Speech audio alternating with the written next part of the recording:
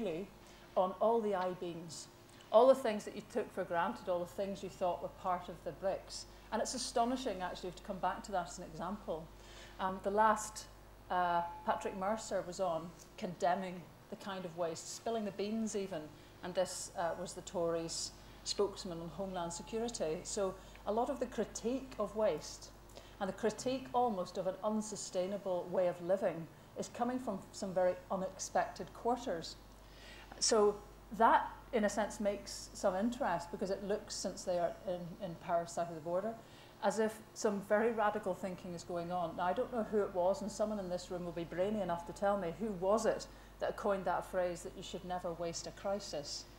It strikes me it was probably an Irishman, Belinda. What do you think? Anyway, that kind of cute, oblique, philosophical way of looking at life is probably where we are today. There may be many things up for grabs, and it may be that those who were not stimulated to change their lifestyles to save the planet will think about changing them to save money or to save resources which are, after all, finite and perhaps upon which we are now focused. Just a few thoughts before we fire away. As I said, I've been kind of involved with a couple of things which have been particularly community focused, and egg has probably been a great example.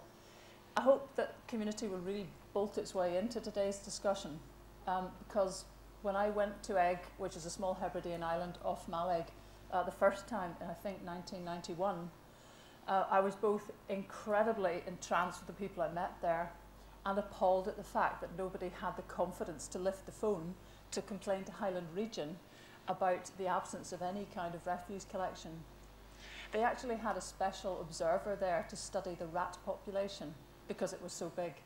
And that was because they were burying their own rubbish at the foot of their crofts because they couldn't even get a simple thing like a refuse collection sorted out.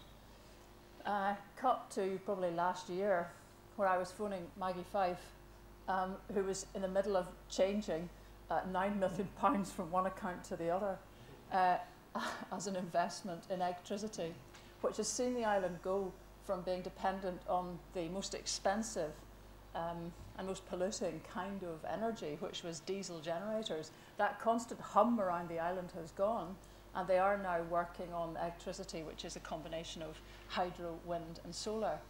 But it's more than that. It's that the people in Egg are transformed, and yet they aren't.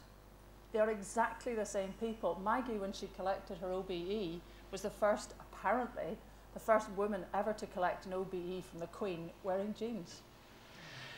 Now, it's important, this, to a degree, because people don't want to become someone else in order to achieve change. And if they think they have to become, and I'm not trying to be funny to those gents who are very well fitted out today, suits, it's too high a barrier to climb for many communities and many people. The beauty of what Egg has done is they haven't really changed themselves very much. And in that respect, they probably are pioneers for everybody about what may follow. I'm very involved with marine energy at the moment. I'm involved with a project called Equimar, which is one of the biggest EU marine research projects at the moment.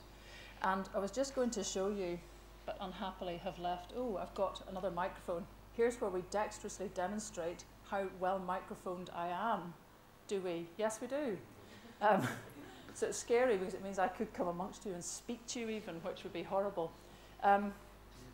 I just wanted to show you something. I think everybody thinks that the media are all powerful, don't you?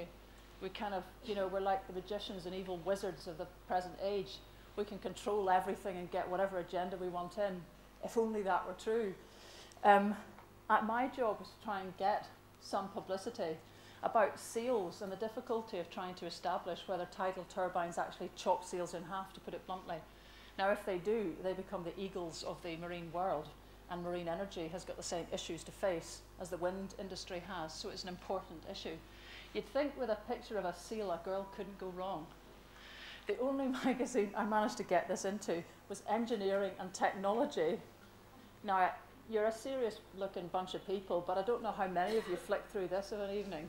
Do you? Anyone ever seen it before? So, but I mean, fine.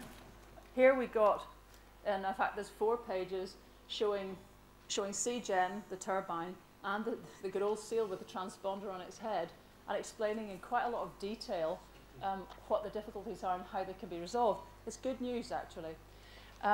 This is the BBC's Wildlife magazine. Greetings, Comrade Miles. Always nice to see you a bit late. This is the BBC's Wildlife magazine, and this is apparently the most widely read wildlife magazine in the world.